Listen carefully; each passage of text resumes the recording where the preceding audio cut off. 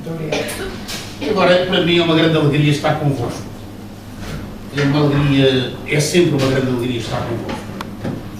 Mas essa alegria deriva do facto que eu venho aqui encontrar até muita gente que já não via há muito tempo e que nem sequer sabia por onde é que andava. Não sabia se já tinham morrido, se estavam vivos, não sabia como é que está. Agora, felizmente, estão vivos. É um prazer enorme ver gente dos camaradas de Famalicão, eu já não visito há 30 anos, e ainda estão vivos, eram jovens, naquela altura tinham 10 ou 11 anos, quando eu os conheci. Uma gente extraordinária que eu nunca me esqueci em dias da minha vida. Mas não é só Famalicão, a aldeia dos 30, é Joanes, é Valheiras, é Gonçalo, ou será a quantidade de coisas onde tivemos sempre gente e onde alguém nos abandonou, mas eu juro que não fui eu que os abandonei. E é uma grande alegria. É uma grande alegria conhecer também outras pessoas novas. Comecei aqui em que eu trabalho hoje, digamos assim, por uma grande discussão com a minha amiga Lourdes, acerca de coisas que nós temos em divergências e que, no fundo, também podemos ser amigos, lutar bravamente, nunca nos zangarmos e termos ideias diferentes. Não é proibido, dentro deste partido, ter ideias diferentes. É proibido escondê-las, nunca revelar a ninguém e esperar quando a gente está de costas para então atacar. Isso é que é proibido. Bem, tenho que dar aqui os meus agradecimentos ao José Cruz, que voltou e bem a retomar as suas atividades familiares, aos nossos camaradas da Guarda, o Sérgio, que também já não via há muito tempo, veio aliás, se não me engano, lá em Guimarães, também o Eduardo, já veio mais vezes, portanto, os meus amigos de Gouveia, não vou os nomes todos, os meus amigos de Castelo Branco, e ainda falta cá muita gente. Bem, porque é que eles vieram todos hoje? Porque sabem que é necessário vir numa altura em que o partido está com dificuldades. Eu não vou fazer um discurso muito grande, mas vou-me pôr à vossa disposição para responder a tudo o que quiserem perguntar.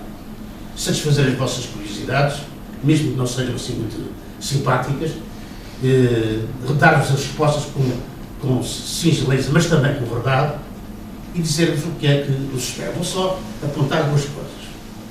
Os senhores estão todos mais satisfeitos do que estavam no mês passado. E eu não sei porquê.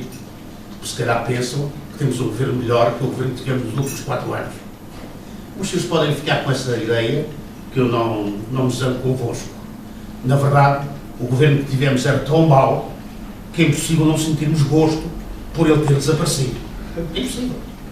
Todos nós achamos que quem nos roubou durante 4 anos, nos aumentou os impostos, nos cortou nos salários, nos reduziu as pensões, nos levou a uma situação de miséria extrema, é uma alegria ver-se livre dessa bicharada. Mas o grande problema é saber qual é o estado em que se encontra Portugal e saber se o governo que vem a seguir, porventura, vai fazer melhor do que isto ou não e em que medida é que pode fazer melhor. Bom, eu alegro-me que eles tenham ido embora, alegro-me que o Presidente da República possa morder o rabo das vezes que quiser, cheio de obra, porque já morreu politicamente, já não faz qualquer diferença, já pode ir para casa definitivamente para a aldeia da Coelha e ficar lá por não sei. Portanto, desses estamos livres. Agora vamos fazer a vida com os outros. E o que são os outros? Ora, os senhores não se esqueçam de uma coisa. Nós temos uma dívida externa que ainda não pagamos. Quando este grupo, que tomou conta do país há 4 anos, começou, nós tínhamos uma dívida que andava por volta dos 100 e tal mil milhões de euros. E agora a nossa dívida aumentou em mais 30 mil milhões de euros. Quer dizer que nós acabamos 4 anos a apertar o cinto e com uma dívida maior que aquela que tínhamos. Isto não tem explicação. Porque se nós andarmos a apertar o cinto, a reduzir, pagarmos cada vez menos dinheiro, pagarmos cada vez mais impostos, como é que é possível, ao fim de 4 anos e uns meses, estarmos a dever mais do que estávamos a dever antes? E o que é que vai acontecer agora nos próximos 4 anos, se porventura este governo passar do mês de julho do ano que vem para diante? Se passar, o que eu não acredito muito, ou aliás acredito muito pouco, Se passar, nós vamos estar mais 4 anos a pagar uma dívida e quem nos diz que o sistema de pagamento dessa dívida não vai levar outra vez ao fim de 4 anos a uma dívida ainda maior. Esta dívida de 130 mil milhões de euros, eu falo nestes números até com isto à vontade, porque na verdade já estou farto de conhecer isto, portanto já nem sequer me engano nos números. Esta dívida de 130 mil milhões de euros vai nos custar este ano, só em juros, 4,5 mil milhões de euros. E para o ano 2016, já com o governo do Partido Socialista, mais as 3 doentas do costume, com esse governo, nós vamos pagar para juros e amortização da dívida 9 mil milhões de euros. Isto é o dobro do que vamos pagar este ano. E vamos ficar a dever ainda 130 mil milhões de euros.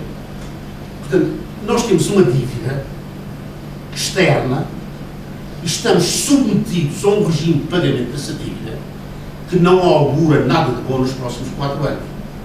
Admitamos que o Partido Socialista queria mesmo ser um partido simpático e queria aliviar a nossa situação.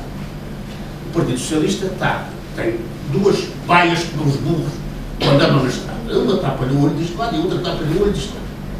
E deste lado diz 130 mil milhões de euros para pagar. E daqui deste lado diz o orçamento não pode ter um déficit superior a 3%. E portanto ele só pode caminhar aqui dentro destas 2 baias. Não tem forma de caminhar por mais nada. Como é que nós vamos pagar? E vamos ter um orçamento que ainda por cima não pode ser muito deficitário, porque se for deficitário vai aumentar ainda mais a dívida. Portanto, conseguimos pagar isto ou não? A minha resposta é não pagamos.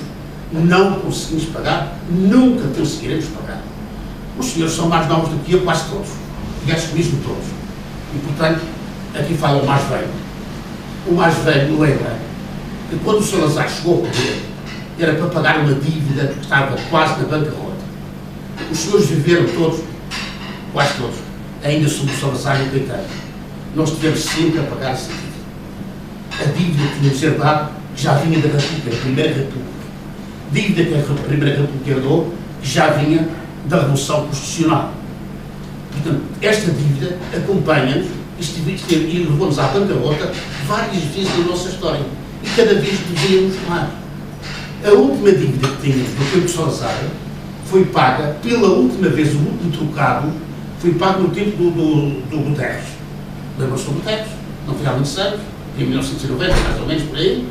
Pois daí pagámos a última obrigação do Tesouro, era assim que elas se chamavam, para pagar a dívida, a última obrigação que me paga nessa altura. E entramos imediatamente a gastar mais dinheiro. Bom, as pessoas dizem, quem é que gasta isto de dinheiro?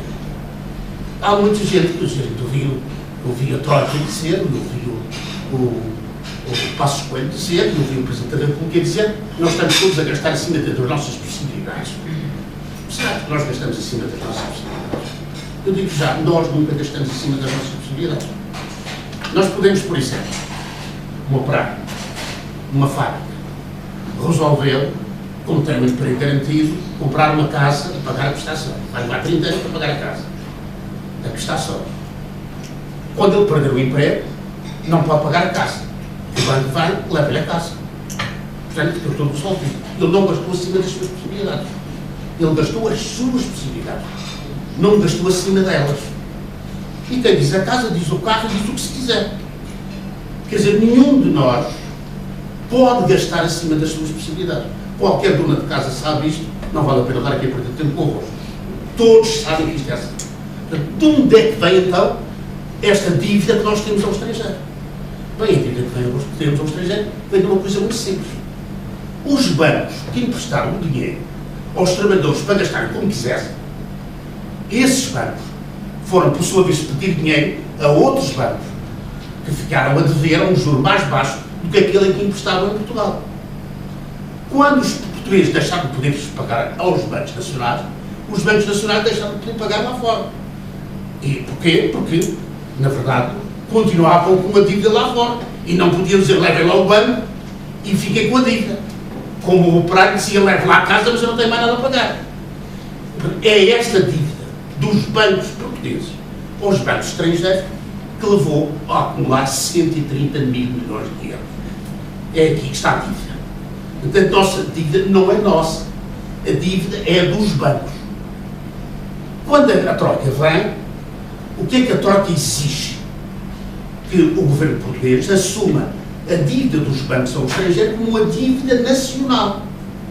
Porquê? Porque os bancos que tinham prestado dinheiro eram franceses, eram alemães, eram espanhóis, eram italianos, eram ingleses, eram americanos. E esses bancos foram imediatamente pagos com o dinheiro que os portugueses ficaram a dever. Isto é, Portugal e o povo português ficou a dever uma dívida que era só dos bancos e não era de mais ninguém. E ainda hoje vai pagar essa dívida. Porque um dos bancos que entretanto faliu, não sei se os meus amigos sabem, mas eu disse que o banco ia falir mais de um ano antes do banco falir. Fui a única pessoa que teve coragem, e não sou muito corajoso, diga-se passagem, sou normal, fui a única pessoa que teve coragem de ir para o jornal e dizer: o Banco do Espírito Santo está a falir, o Grupo do Espírito Santo estão falidos, os senhores tenham cuidado. E que disse: quem tem dinheiro de lá deve levantar de lá o dinheiro. Ninguém acreditava nisto, porque isto faz parte do partido pequeno, tem um jornal que quase ninguém lê, muito pouca gente lê, deixa-se, não se fala, deixa-se, se esconde. Bom, quando se verificou que era mesmo assim. Na verdade, não tinha razão. Agora, se eu disser, como já disse, às pessoas que têm dinheiro no Banif, faz favor, terem lá o dinheiro que o Banif está valido. Agora já toda a gente acredita. Mas também não diz nada. Quando o novo banco se formou, tirando do banco falido a parte boa, e eu fui a primeira pessoa que escreveu: o novo banco está falido. Quer dizer, o novo banco era a parte boa. E eu fui o primeiro a dizer que o novo banco estava falido. E está. Nós já entramos com 4,5 mil milhões de euros e temos que entrar agora com mais 3 mil milhões de euros. Faz 7,5 mil milhões de euros. No Banco da Sociedade de Negócios e no banco dos Cavaquistas já tínhamos perdido 6 mil milhões de euros. Quer dizer, nós andamos numa situação absolutamente maquiavélica, que é esta. Nós não podemos nacionalizar os bancos, mas pagamos as dívidas dos bancos. E vamos trabalhar a vida inteira a pagar as dívidas dos bancos. Não tenho dúvida. Agora temos um novo governo, mais simpático que o anterior. Ainda ri, mas não vai rir por muito tempo. Mas ainda ri. Este novo governo vai pagar esta dívida? Bem, se pagar esta dívida tem que aumentar os impostos em cima de nós. Portanto, a redução dos impostos não vai existir. Vai aumentar. Os impostos vão aumentar. Em volume, nós vamos pagar mais impostos do que o governo anterior. Bom, mas podem-se dizer. Mas, de qualquer modo, a classe operária portuguesa vai ficar um bocadinho melhor. Por exemplo, nós ganhamos neste momento, salário mínimo nacional, 505 euros. Eles vão aumentar 30 euros. Um euro por dia. Não é nada de especial. São 535 euros. Bom, isto é alguma coisa que, do outro mundo, não, mesmo assim não dá a discutir. Os patrões não querem dar os 535 euros. Mas o problema não é esse. O problema é que nós temos, em Portugal, 700 mil desempregados. Isto é pouco. Eu já desmontei, nesses artigos que eu escrevo para o Luta Popular Online, já expliquei que os nossos desempregados chegam a ultrapassar 1.200.000. Mas vá lá, suponhamos que são só 700 mil, que é para não perdermos tempo com coisas esquisitas. Destes 700 mil desempregados, nós temos cerca de 400 mil, não chega bem a 400 mil, que não recebem nenhuma subvenção. Isto é, não recebem subsídio de desemprego, não recebem pensões, não recebem nenhuma subvenção social, não têm nada para comer. São 400 mil famílias. Nós, em Portugal, temos 10 milhões de habitantes. Isto é, temos cerca de 3 milhões de famílias. 400 mil famílias estão condenadas a morrer de fome. Só há duas hipóteses. Ou imigram, isto é, nos próximos anos, 4 anos, imigram mais 400 mil. Ou então, se não imigram, têm que comer uma sopa à misericórdia, mas a misericórdia não pode dar mais que uma sopa e não pode durar durante 4 anos. Portanto, o que é que era preciso para um governo decente fizesse, no mínimo, arranjasse uma maneira, um subsídio, para que estes 400 mil que estão a morrer de fome pudessem não morrer de fome. Mas nenhum governo faz isto. E agora os senhores perguntam a si próprios, como é que aparece uma muleta canadiana chamada PCP a aceitar um governo destes? Como é que pode aparecer do outro lado a outra muleta chamada Bloco de Esquerda que aceita um governo destes? Nós podemos não gostar do governo do Passos Coelho e do Portos, que eu também não gosto. Mas atenção, o que eu estou a condenar não é que esse governo não caia, cair, estou satisfeito, palmas. Não, o que eu estou a dizer é, como é que pode haver um partido que se diz comunista, como é que pode haver um partido que se diz democrático, que não põe à frente de tudo a salvação dos trabalhadores que não podem? Isto pode ser? Não pode ser. Portanto, esta aliança não vai resolver os nossos problemas. Não quero voltar para trás. Quero andar para a frente. Não quero voltar ao passo Coelho. Quero andar para a frente. Mas conseguiremos andar para a frente. Ora, eu digo-vos já. Se os senhores pensam que os salários vão ser aumentados nestes 4 anos, não é verdade. Não vão ser aumentados.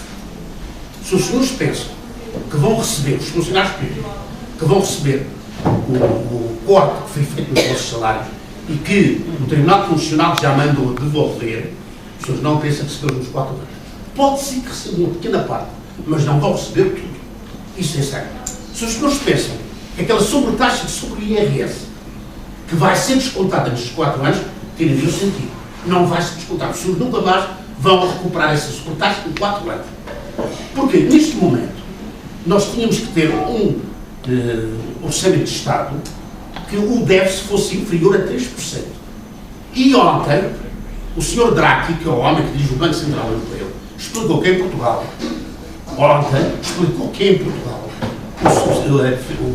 o déficit será de 3,1%. Se o déficit for superior a 3,1%, nós corremos o risco de ter a troika outra vez cá dentro. Portanto, temos que inventar uma maneira, o Governo tem que inventar uma maneira, de baixar aqui para 2,93% no máximo. Portanto, vai cascar outra vez em cima com o salário para poder pagar aqueles 3%. Para o ano, nós devíamos apresentar 2,7% de déficit. Mas não vamos conseguir, porque temos que para o ano pagar as dívidas da TAP, que a TAP está falida, mas os indivíduos que compraram a TAP não têm dinheiro para pagar a dívida. Portanto, o Governo português já garantiu que se eles não pagarem, nós pagamos. Portanto, isto vai a qualquer coisa com 1,5 mil milhões de euros. Nós temos que pagar o novo banco, que já vos disse há bocado, que são mais de 3 mil milhões. E nós temos que pagar o banco que está falido, que são mais de 1.500 milhões. Isto é o que temos que pagar para o ano. Mais os 9 mil milhões por desconto. Portanto, os senhores não julguem que eu estou a falar com estes números de corpo que estou inventado. Não, eles são reais. São verdadeiros, ninguém consegue pagar isto. E, portanto, este governo, o que vai fazer, não quer falar da dívida. Já vi que ninguém fala da dívida. Ninguém fala da dívida. E depois, nós temos aquelas duas moletas do PCP e do Bloco de Esquerda, porque o outro partido, que os senhores vezes não querem falar que é perder tempo. Temos estes dois indivíduos achar que é melhor suportar este governo do que o outro governo que vai vir. Eu digo, o outro governo não deve vir, mas este governo não sei. E é isto que eu mantenho. E os operários vão perceber isto. Quando compreenderem, vão pelo menos ficar a saber. Aquele gajo não me mentiu. Explicou-nos que isto era assim. Isto está a acontecer. Quando os senhores vão ver que mesmo os 535 euros de aumento para este ano e 600 em 4 anos, mesmo isso eles não vão cumprir.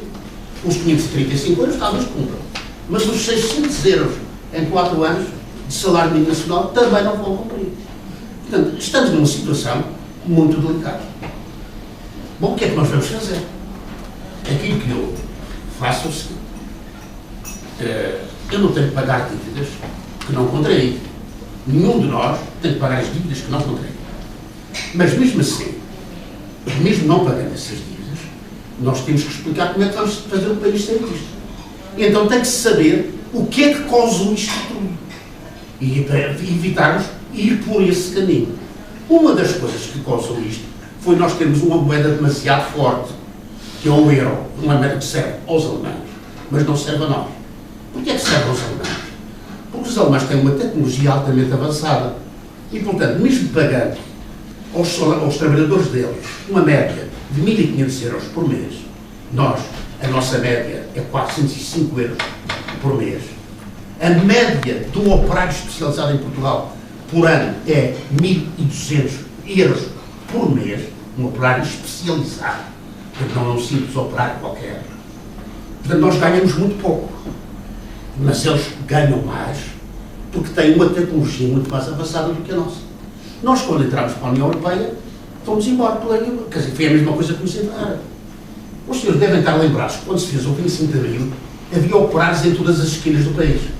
E foram os operários, aliás, que levaram esta revolução até onde a levaram. Mas estes operários hoje já não existem. Quer dizer, hoje, na altura do 25 de Abril, nós tínhamos a classe operária representada no conjunto dos trabalhadores portugueses, representava uma taxa altíssima, era quase 30% de todos os trabalhadores portugueses eram operários. Nas fábricas, 22% eram trabalhadores dos campos. Neste momento, os trabalhadores dos campos são 6% da nossa massa trabalhadora. E a classe operária tem, neste momento, 12% da massa trabalhadora. Portanto, estas classes, que são as classes revolucionárias, diminuíram de peso, diminuíram de força. E é por isso que, dentro do nosso partido, os operários também perderam o lugar. Quer dizer, quem é que tomou conta do partido quando a classe operária cresceu? Uns cagarolas que não creio, não interessa para o caso para não sequer com eles, mas se os senhores quiserem fazer perguntas por isso, podem fazer, responda tudo claramente. Uns cagarolas que não creio que acham que, na verdade, os operários já não mandam. Quem manda aqui neste país, na Revolução, é a pequena burguesia. A pequena burguesia, que anda para aí a chapelar isto e aquilo, é que acha que deve fazer a Revolução. E os operários ficaram de fora. E toda a gente deixa os operários de fora. É a altura de eu voltar à liça. Isto é, os operários primeiro. E é aqui que eu apareço outra vez. Mas sempre isso tem que aturar outra vez. Quer dizer, eu que já estava reformado destas coisas, já tinha mais que fazer para andar a preocupar com isto, lá venho outra vez a arregaçar as mangas, a alistar-me em combate com 76 anos de idade. Os senhores façam o favor de me ajudar, porque senão eu não consigo resolver o problema. E é isto que está aqui em causa. É tudo isto que nós temos a discutir. Mas o que é que eu vejo aqui nesta reunião? Vejo coisas extraordinárias. Vejo operários que aparecem a ocupar as suas posições. Vejo outras pessoas, professores, etc. Vejo a Guarda, vejo Castelo Branco, vejo Viseu, que tinham desaparecido do mapa do nosso partido, que voltam outra vez a juntar-se. Olha, estou muito satisfeito. Quer dizer, isto vai andar. Vai andar, se os senhores me ajudarem, e é isso que tenho que fazer. E acreditar que nós podemos vencer. Vencer o povo. Não é nenhuma desgraça. O país vai à bancarrota. Não é nenhuma desgraça. Os senhores dizem isso. Se o país for à bancarrota, a revolução não salta em frente, não dá um salto atrás. Quer dizer, nós não temos que nos preocupar com os problemas da burguesia. Temos que preocupar com os nossos problemas de trabalhador, da classe operária, de revolucionários, de comunistas. Isso é que temos que preocupar. Também quando olhamos para o mundo, também não nos preocupamos com os outros. Há muita gente aí que chora porque rebentou bombas em Paris. Bom, naturalmente, eu sou um revolucionário, não tenho medo da violência. Sei que sem violência não há nada. Também não concordo com aquela violência. A minha violência é de outro tipo. É a violência do proletariado contra a burguesia, para derrubá-la. Não é propriamente por uma bomba para os pés das pessoas que estão a passar assim, mas atenção, essas pessoas põem lá as bombas. Porque a França, os Estados Unidos, a Inglaterra, a Itália, a Alemanha, estão a bombardear todos os dias e explodem. Quer dizer, querem tomar o petróleo deles, podem tomá-los. Há bomba, também há bomba. Mas não se venham queixar se amanhã arrebentaram um prédio em Nova Iorque ou arrebentaram o Bataclan em Paris, não se venham queixar disso. Porque, na verdade, quem está na origem desta violência são os imperialistas.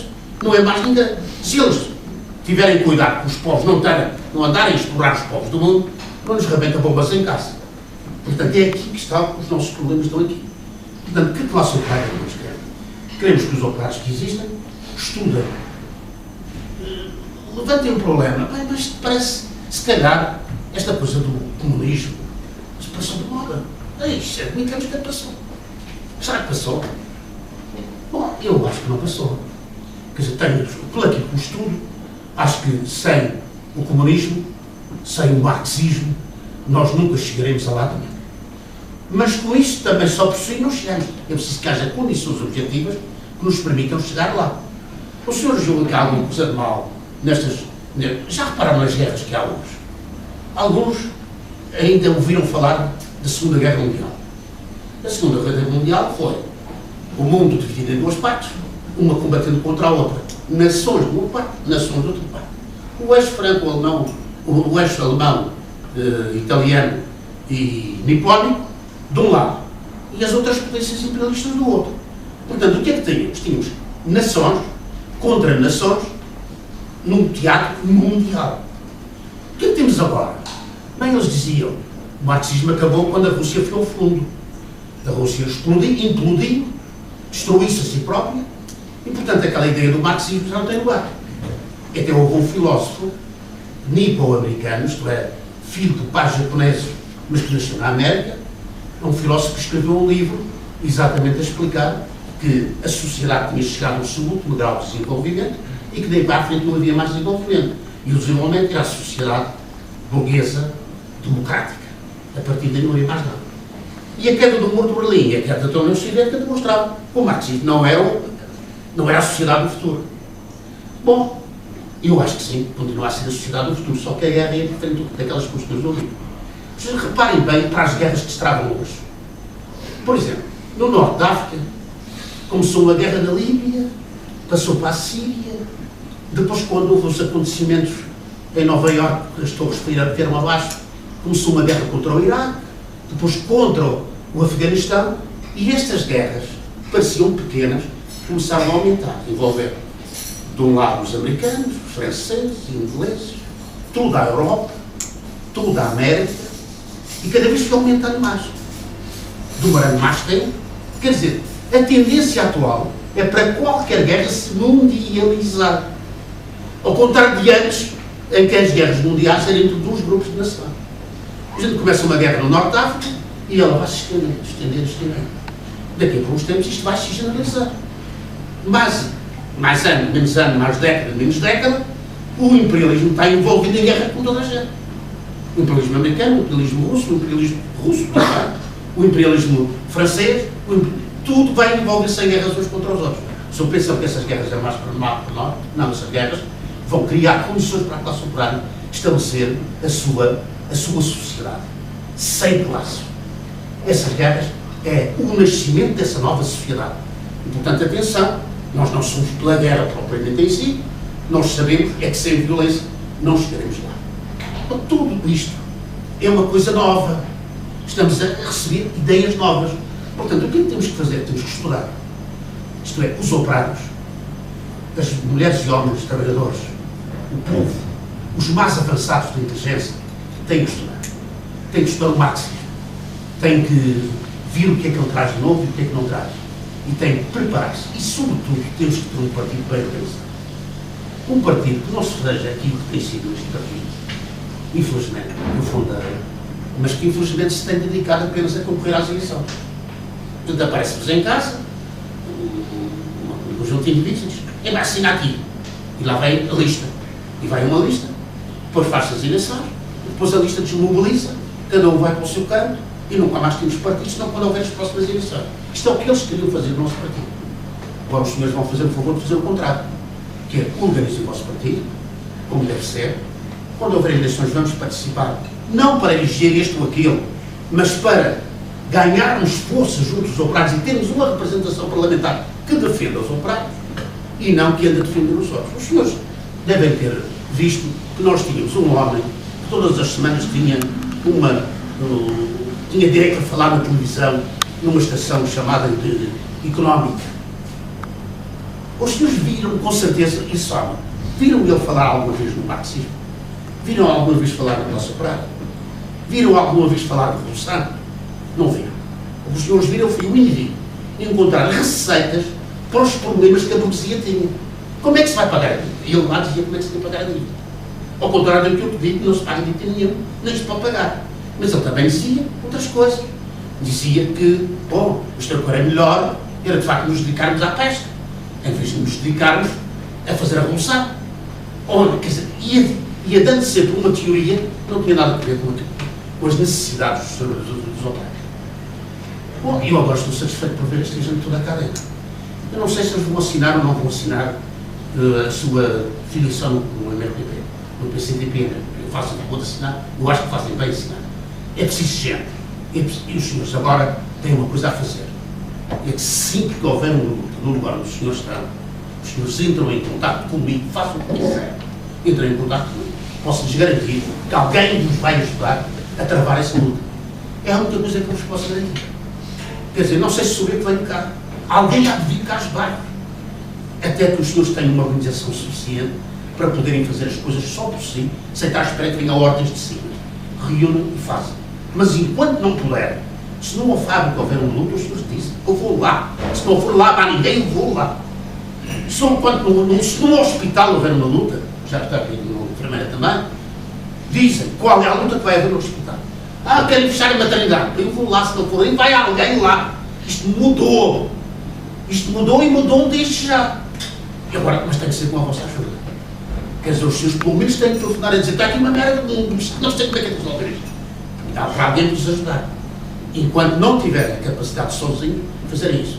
E conquistar para o vosso lado os trabalhadores, os operários, as pessoas dedicadas a fazer uma revolução a sério, a criar um governo que trate das coisas dela e não da igualdade social e não dos gajos que aparecem ali de 4 em 4 anos de lapinha, de banderola ao peito, que agora até já tiraram, não é? Já tiraram as bandeiras, não sei se os senhores já viram, já tiraram as bandeiras, bandeirinha ao peito a dizer para as não pagar dívidas, que é o que têm feito nos últimos 4 anos e vão fazer nos próximos 4 anos. Mas isto não vai ser fácil. Não vai ser fácil porquê?